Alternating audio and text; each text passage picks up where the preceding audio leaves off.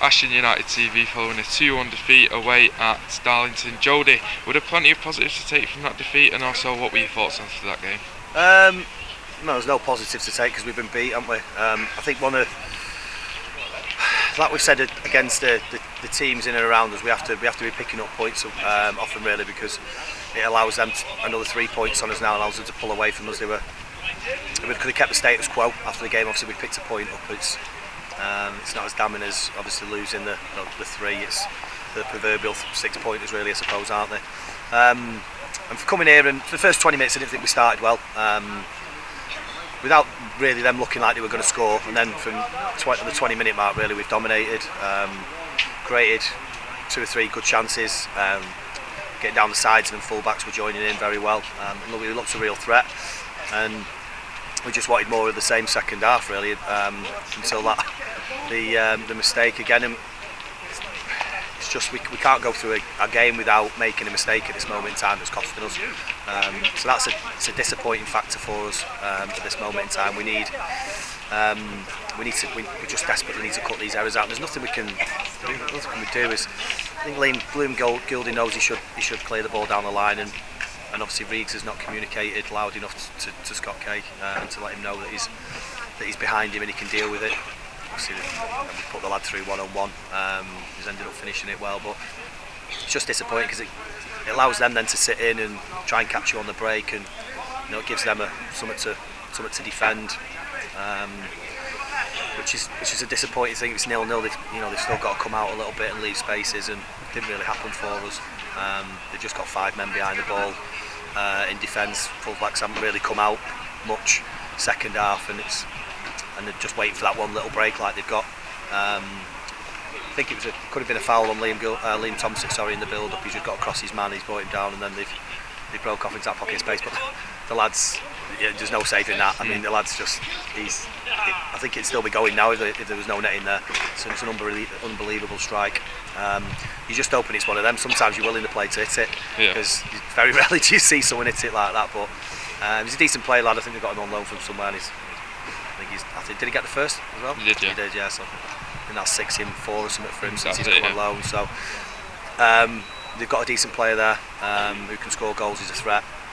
There's a threat today against us, although I think on the balance of play, I think we shaded it, but the scoreline doesn't reflect that, does it?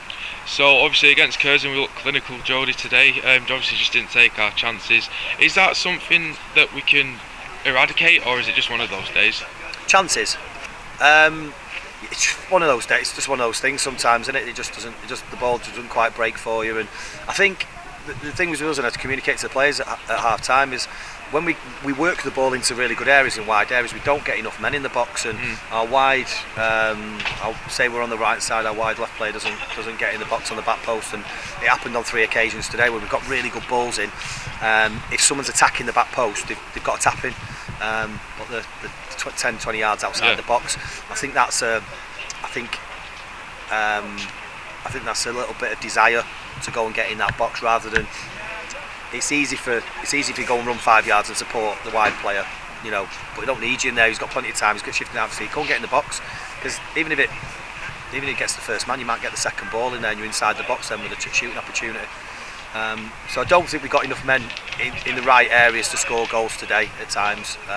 Even though some of our approach play was decent, I don't think when we got it out wide we looked to get numbers in there, which you need at the end of the day when a team just sits 3 big centre backs in there, and see that they're in the team just to block things, clear things, and squeeze up the pitch. So I think we needed decent movement and desire to get in that box. We probably didn't have today.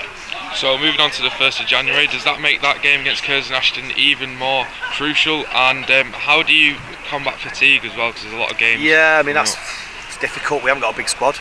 We haven't got a big squad at the end of the day. So I think we've got 16 players or something like that. So that is the difficulty. Having Chalmers has come off with a tight back.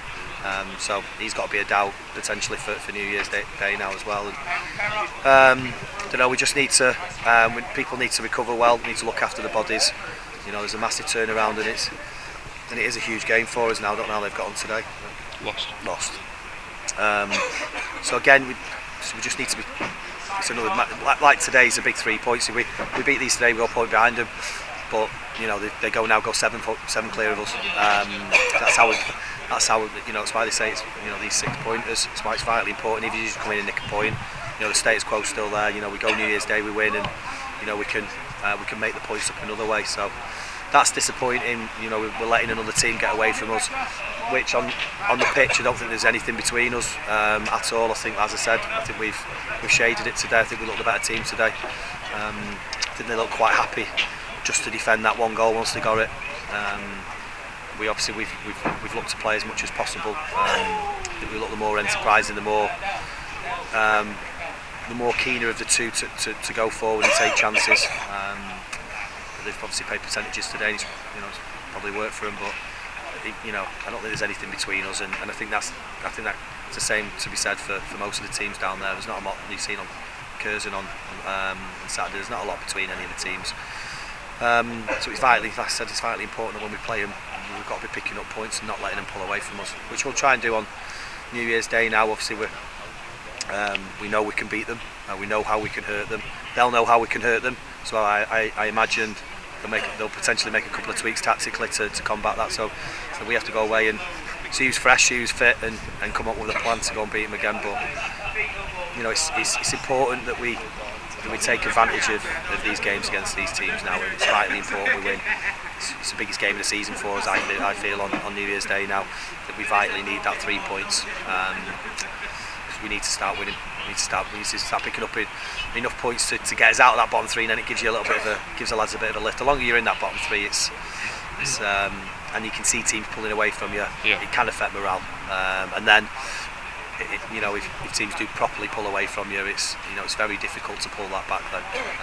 Just from a mentality perspective, that even if you win, you're still in that you're still entrenched in that bottom 3. So we need to keep in touch, and 3 points on New Year's Day would do that. It would keep us in touch.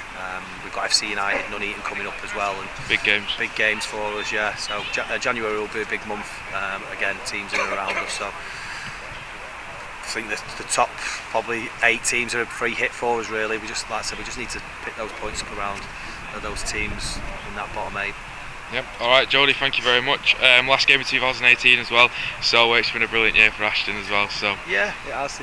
Listen, we're under no illusions how tough this season was going to be, but it doesn't take away from obviously the calendar year. It's been a great year. With promotion, and hopefully we can make 2019 a survival year. Yeah, hopefully. Right, Jody, enjoy the New Year's celebrations, and I'll see you on New Year's Day against Curzon. Yeah, enjoy your time anyway. So cheers, Jody. See you on New Year's Day.